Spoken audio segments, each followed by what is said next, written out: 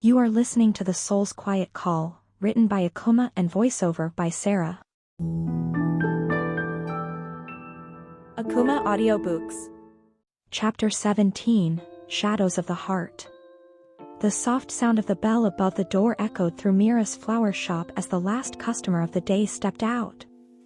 The street outside was growing dim, the sky fading into shades of deep blue and violet. Meera didn't notice the passing time. She was rooted in a stillness that settled deep within her bones, as if the weight of everything that had transpired between her and Aarav had paralyzed her from moving forward. The room, filled with the scent of fresh blooms, seemed to mock her with its beauty. The flowers she had so carefully arranged now felt like a cruel reminder of everything she had tried to hold on to. Each petal, vibrant and alive, was a stark contrast to the emptiness she felt in her chest. She could still see Aarav's face in her mind, and hear his voice echoing in her ears.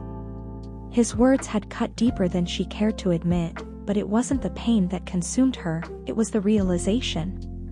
The realization that no matter how much she cared for him, no matter how deeply she felt for him, she could not fix him. She could not erase his past. Aarav had made his choice. He had chosen to face the ghosts of his past alone, to return to the family he had left behind. She could not make him stay, could not convince him to heal at her side. The silence of the shop seemed to amplify her sorrow, her heartache, and the crushing weight of her own realization. She was powerless. She ran her fingers through her hair, tugging gently at the strands, as if trying to wake herself from the spell of helplessness that had ensnared her. Why did it always feel like she had to save others?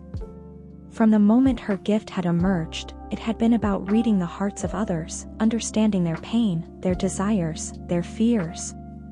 But what about her own heart? Who was she when she wasn't playing the role of the savior? Meera glanced toward the wall where a small mirror hung, the soft reflection of her face staring back at her.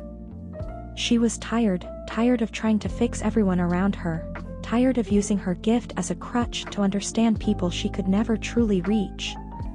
For the first time in a long while, she considered the idea of simply letting go of the need to know. Letting go of the need to fix. And for the first time, she could see the possibility of a future that wasn't defined by her gift. A future where she wasn't a passive observer of her own life, but an active participant in her own choices. What if I could choose? What if I could decide my own path, my own heart? The thought was so foreign to her, so strange, that it almost frightened her.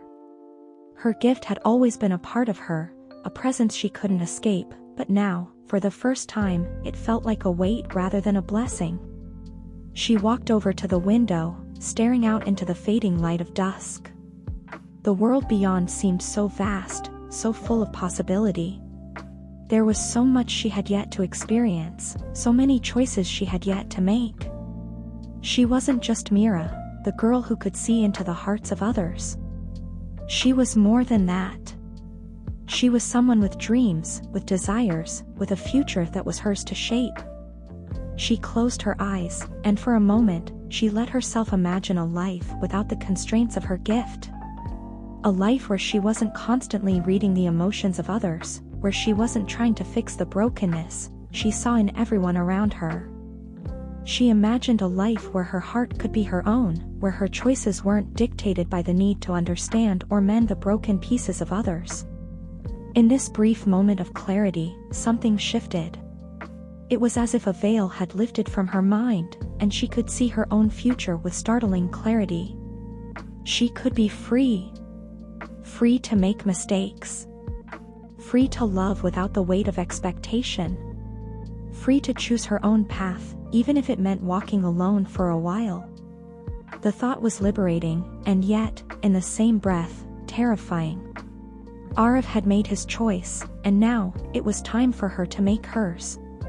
She couldn't keep waiting for him, couldn't keep holding on to the hope that one day he would come back, healed and whole. She couldn't wait for someone else to save her from her own fears. A tear slipped down her cheek, but it wasn't from sadness, it was from the realization that she had been holding herself back. holding herself hostage to a past she had no control over. She wiped the tear away, her hand trembling slightly as she looked at the bouquet of lilies sitting on the counter, their white petals glowing in the dim light of the shop. The lilies were a symbol of purity, of new beginnings. Meera took a deep breath and then moved to the flowers, her fingers brushing against the delicate stems. She could still feel the echo of Aarav's absence in her heart, but she wasn't going to let it define her anymore. She wasn't going to let his ghosts, or her own, hold her captive. For the first time in a long while, Meera made a choice. She stepped away from the counter, the lilies still in her hands, and walked toward the door.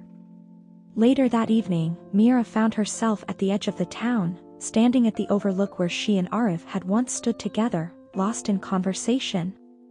The sun had long since set, and the stars twinkled above her, as if reminding her that there was a vast world out there waiting to be explored.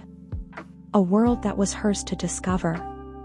She stood there for a long while, taking in the cool night air, the soft whisper of the breeze in her ears. She felt the weight of everything that had happened between her and Aarav, the love, the loss, the pain, and the silence, but it was no longer a burden. It was simply a part of her story, a chapter that had come to a close. A part of her still longed for Aarav, still wished things could have turned out differently. But the other part, the stronger part, knew that she could not keep clinging to what was no longer hers. She could not keep waiting for someone else to fill the emptiness inside her. She had to fill it herself. With a final glance at the stars above, she turned away from the overlook and walked back toward the town. The path was lit only by the faint glow of the streetlights, but she felt a sense of direction, of purpose, that had been missing for so long. And for the first time in her life, Meera felt truly free.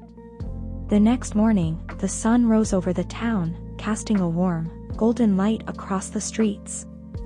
Meera stood by the window of her shop, looking out at the world that awaited her. The flowers were still there, still vibrant and full of life, but they no longer felt like a cage. They felt like a gift, a reminder that life was full of beauty, and that she, too, could bloom. As the door chime rang again, Meera smiled, not because she was expecting anyone, but because she knew she was ready to face whatever came next, on her own terms. And with that, the door to her heart slowly creaked open, ready to embrace whatever life would bring. Akumah Audiobooks. Refer to the channel playlist for a better experience and close your eyes to let your imagination run wild. Subscribe.